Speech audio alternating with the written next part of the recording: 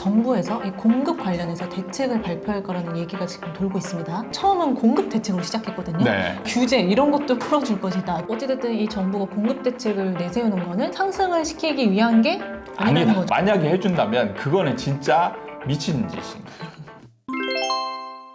반갑습니다. 아파트 사이클 연구소 소장 이현철입니다. 배짱입니다. 반갑습니다. 네. 선생님, 저희 이제 9월 말이 되면요, 정부에서 이 공급 관련해서 대책을 발표할 거라는 얘기가 지금 돌고 있습니다. 네. 나올 예정이에요. 그래서 지금 어떤 대책들이 나올지 많은 네. 사람들이 지금 얘기를 하고 있는데요. 처음은 공급 대책으로 시작했거든요. 네. 근데 이게 말이 보태지면서 네. 규제 이런 것도 풀어줄 것이다. 규제 완화 쪽으로 전면적으로 지금 네. 얘기가 많이 나오더라고요. 네. 그래서 이런 부분을 좀 얘기를 해볼까 해요. 네. 어떤 게 이제 가능성이 있는 게 뭐가 있고 어떤 게 될 것 같다. 네. 이런 얘기를 좀 하려고 하거든요. 네. 그럼 먼저 이 커뮤니티에서 어떤 글들이 올라오고 있는가 먼저 좀 살펴볼게요. 네. 첫 번째로 읍면 단위의 미분양 아파트 취득세 및 양도소득세를요, 인단 한 개로 제한해서 비과세로 해준다.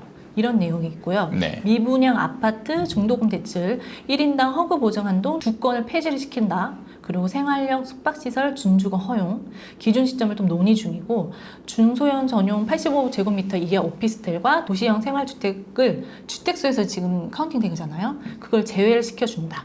그리고 다주택 기준을 세 채로 상향을 시킨다.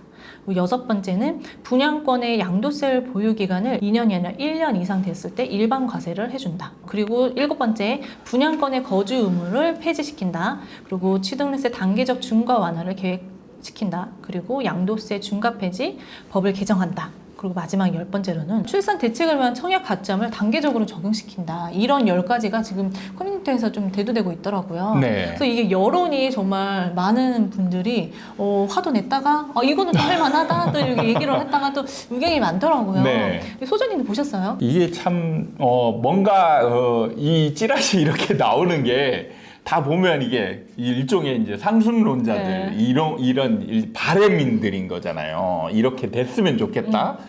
사실 정부가 이렇게 논의하고 있는지 없는지는 뭐 제가 정부 관계자도 아니고 정부하고 제가 연락을 취한 적도 없기 때문에 정확히는 알 수 없어요. 네. 알 수 없는데 지금 원희룡 장관이 하는 그동안의 멘트나 아니면 포지션이나 이런 걸 봤을 때 좀 과한 측면이 많죠. 그러니까 이런 거는 주로 이제 상승론자들, 네. 그러니까 집을 가진 사람들이 좀 이렇게 좀 해줘라 라는 취지의 이제 찌라시들이 내용이 이제 돌고 있는.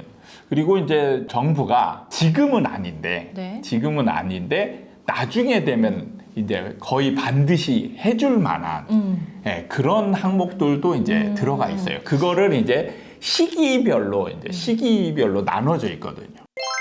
정부는 사실 이번에 공급 대책을 내놓기로 했잖아요. 공급 대책을 내놓는다는 얘기는 시장이 지금 상승 분위기에 있잖아요. 네.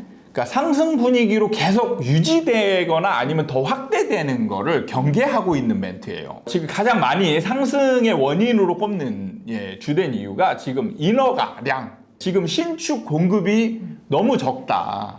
그래서 공급 부족으로 인해서 사람들의 심리가, 그러니까 지금 당장 공급이 안 되는 것도 문제지만 앞으로 2, 3년 뒤에 공급이 안 될 게 뻔하니까 이것 때문에 상승할 것이다 라고 받아들이는 사람들로 인해서 좀 약간의 어떻게 보면 공포 매수 이런 것들이 이제 자극할 가능성이 있다.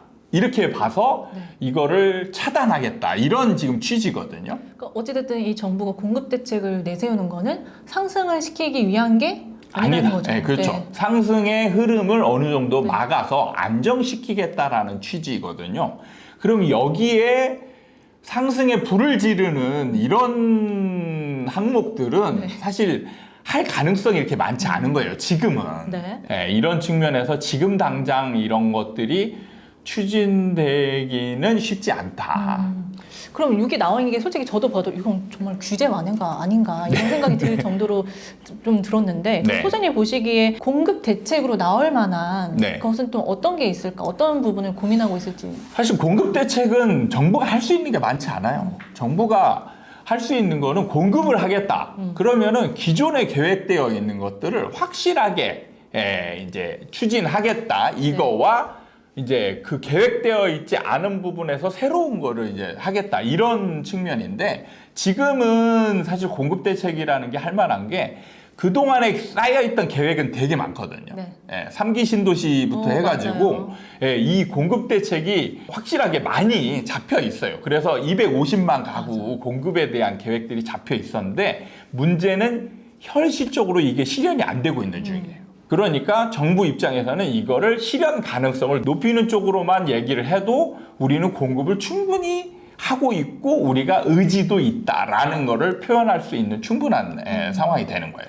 그러니까 어찌됐든 정부가 할 수 있는 거는 공급 측면을 늘리는 건데 250만 가구를 공급하겠다고 했잖아요. 네. 이게 좀 연기되거나 뭔가 좀 지체하는 부분을 좀 빨리 좀 진행시켜서 공급을 늘리는. 그러니까 지금 3기 신도시 관련해서도 보면 요즘에 자재값 인상이나 뭐 이런 것 때문에 분양가와 이제 이 조울질을 하는 부분에 있어서 굉장히 이제 어려움이 많았거든요. 그것 때문에 이제 자꾸 뒤로 미뤄지는 거예요. 다 맞아요. 계획이 되어 있었는데 자꾸 이제 뒤로 미뤄지기 때문에 지금 현실적으로 이제 이 분양 계획이 잘 나오지 않고 있는 부분. 그래서 이런 거를 정부 차원에서 이제 독려하거나 아니면 할 수 있게 이제 조절을 하겠다 이런 멘트가 나올 가능성이 큰 거죠.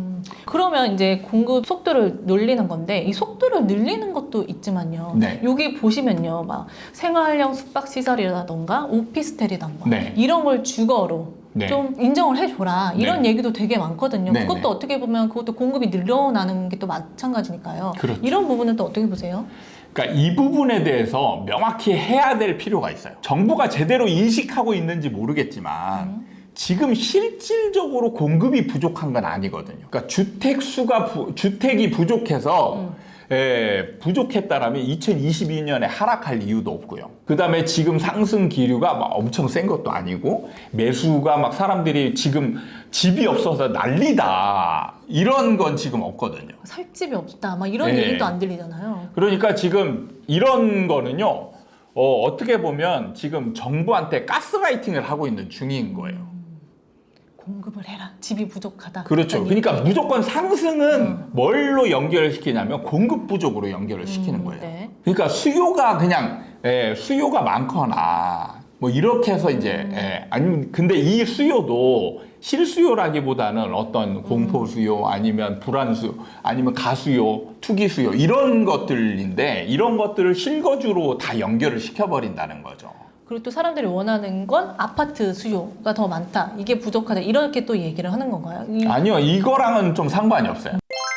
말씀하신 것처럼 지금 이제 생숙과 오피스텔의 주거를 허용하느냐의 문제 이게 나오는데 저는 이 부분에 있어서는 절대 반대입니다. 이걸 분양하기 전에 이런 사태가 일어나기 전에 이미 정해진 법이 딱 있었어요. 그리고 그게 갑자기 뭐 누가 변화시킨 게 아니에요.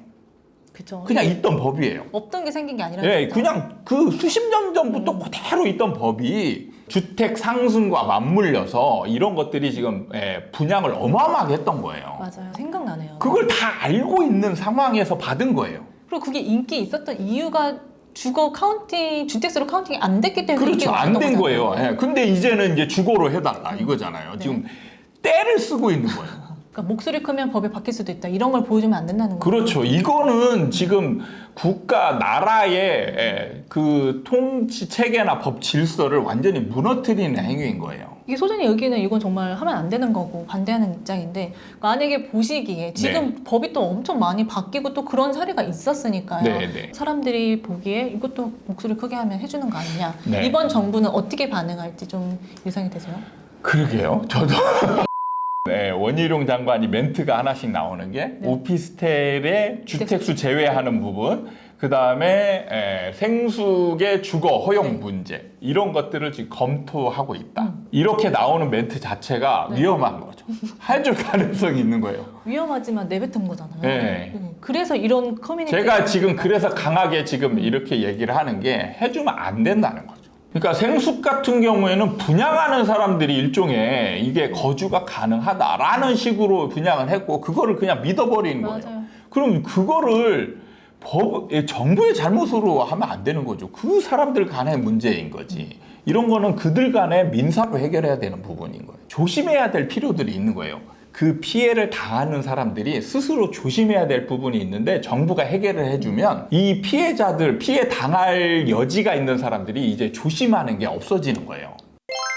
두 번째로 넘어가 보면 소장님이 공급 대책이 지금 나올 대책들도 있고 네. 또 시간이 지나면 나올 법한 대책들이 또 눈에 보인다 네. 말씀을 해줬단 말이에요. 네. 어떤 게 있을까요? 일단 지방의 미분양 문제.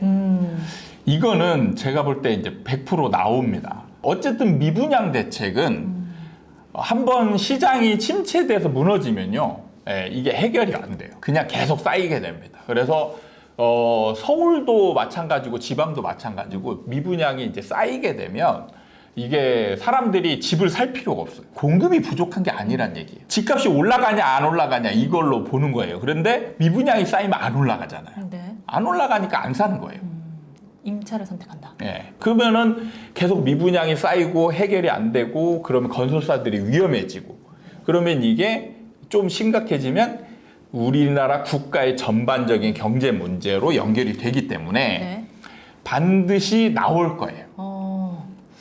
소장님 보시기에는 이게 필요한 지방들이 지금도 보이시나요? 아니면 좀 향후 몇 년 후에 나오겠다 뭐 이런 사실 얘기- 저는 네. 제가 만약에 정부라면 저는 손 안 대요. 예, 가만히 놔둘 거예요. 각자 도생인가요?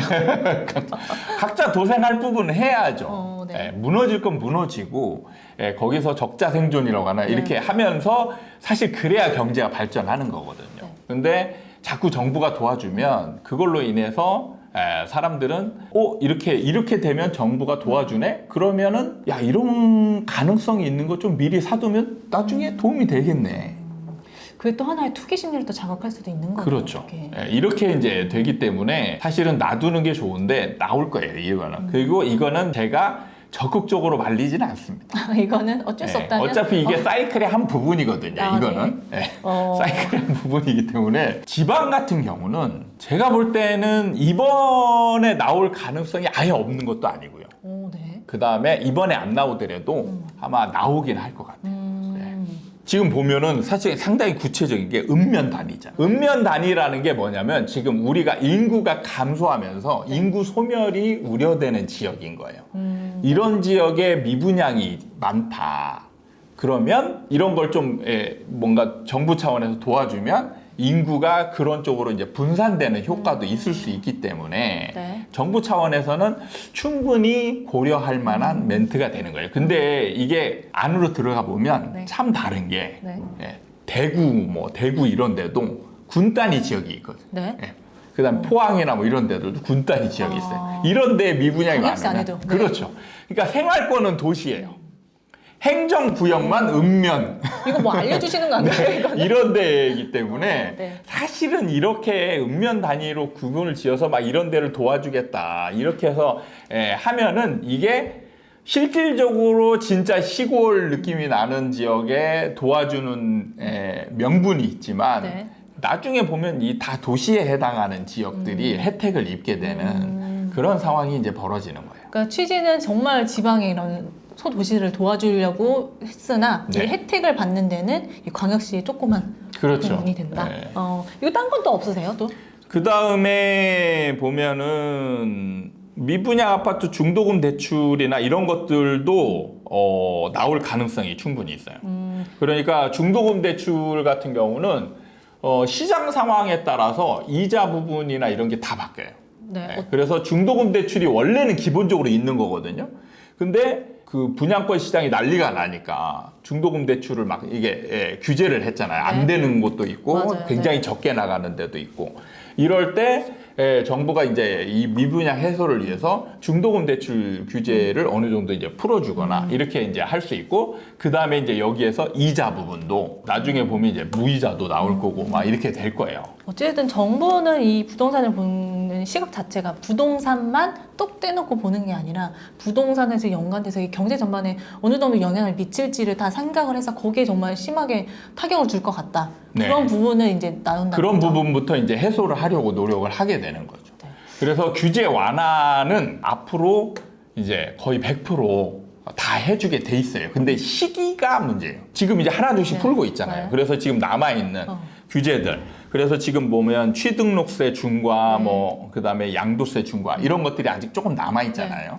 그럼 이런 것들이 이제 전면 폐지로 가느냐? 그럼 지금은 아니에요. 왜냐하면 지금은 상승장 분위기잖아요.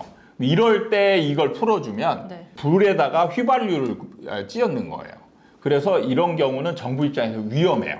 언제 풀어주느냐? 이게 이제 상승 분위기를 지나서 데드캣 바운스가 끝나고 이제 하락으로 쭉 가게 되잖아요. 그러면 이때부터는 정부가 무슨 짓을 해도 시장이 안 일어나요. 이게 아직 나오진 않았어요, 소장님. 어떡하더라 이런 찌라시가 많이 돌아다니고 있는데 9월 말에 발표될 거라고 하니까요. 추석이 되기 전쯤 그렇게 되지 않을까. 네. 근데 저는 이제 조금 걱정되는 측면이 사실 이걸 다 해줄 가능성 거의 없어요. 없는데 또 모르죠. 사람이라는 거, 그렇죠. 사람 일이라는 걸 모르는 거예요. 만약에 해준다면 그거는 진짜 미친 짓인 거죠. 네. 절대 이렇게 지금 상황에서는 네. 지금 이런 항목들은 해주면 안 돼요. 지금은. 알겠습니다. 네. 네. 지켜보면 나오겠죠. 이제 발표된 거 한번 보고 다시 한번 좀 얘기를 나눠보는 것도 괜찮을 것 같아요. 네. 그러니까 아마 제가 지금 다른 정부의 국토부 장관에 비해서는 지금의 원희룡 장관이 시장을 잘 읽고 있다라고 이제 표현을 하고 있는데 맞아요. 네. 이번 대책이 나오는 걸 보면 이제 알 수 있을 것 같아요.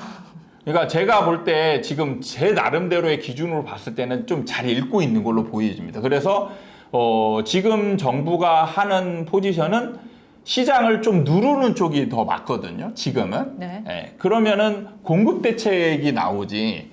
예, 이 규제를 풀어주는 정책들은 안 내줄 것 같단 말이에요. 네. 근데 만약에 규제를 이제 풀어주는 정책이 나온다. 그러면은 둘 중에 하나인 거죠. 하나는 첫 번째는 시장을 제대로 못 읽고 있다. 네. 두 번째는 읽고 있는데 나는 바란다. 그 집 가진 사람 편이다. 지켜봐야 되겠습니다. 네. 네. 어떻게 될지. 오늘 시간 이렇게 마무리하도록 하겠습니다. 네. 네. 도움이 되셨다면 구독과 좋아요 부탁드리고요. 다음에 또 찾아뵙도록 하겠습니다. 감사합니다.